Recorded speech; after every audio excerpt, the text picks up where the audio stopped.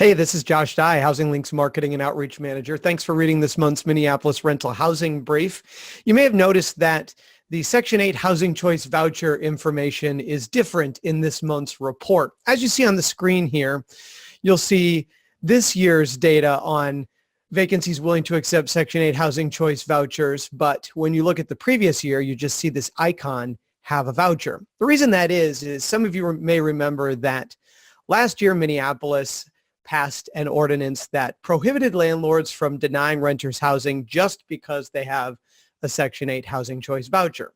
And at Housing Link, we've been operating our website for a number of years now. We've existed as a nonprofit for 20 years and have operated our website for a number of years as the location where renters who have a voucher will first go to search to see if there are places willing to accept it. Well, with the new ordinance, we had to make a adjustment to our site, both in terms of how landlords list their openings to make sure that they comply with the law, as well as what renters then see as they search for housing.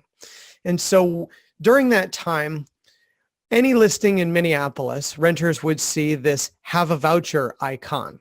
And so rather than us knowing whether or not a landlord would or would not accept a voucher in any of their listings, instead they would see have a voucher. Well, as many of you know, that there was a lawsuit and then that ordinance was overturned, and then things turned back to the way we originally handled it on our website, which you can see here now.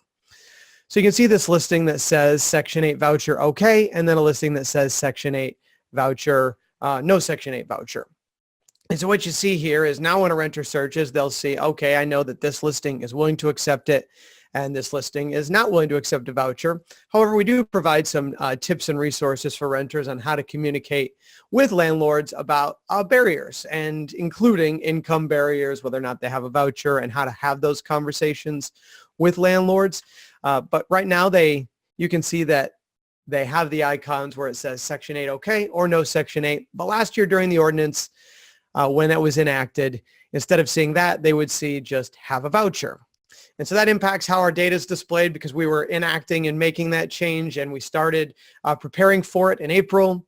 And then when the ordinance happened in May, you'll also in next month's report see have a voucher. And it may even extend into a few months after that, where we won't be reporting on vacancies willing to accept a voucher, because we wanted to make sure that landlords and our website remained in compliance with that ordinance. So that's why you see have a voucher instead of the prior year's data. But as the year goes on, you'll again start to see comparisons year over year as we ended up transitioning back to how our website worked originally before the ordinance. Thanks again for reading this month's Minneapolis Rental Housing Brief.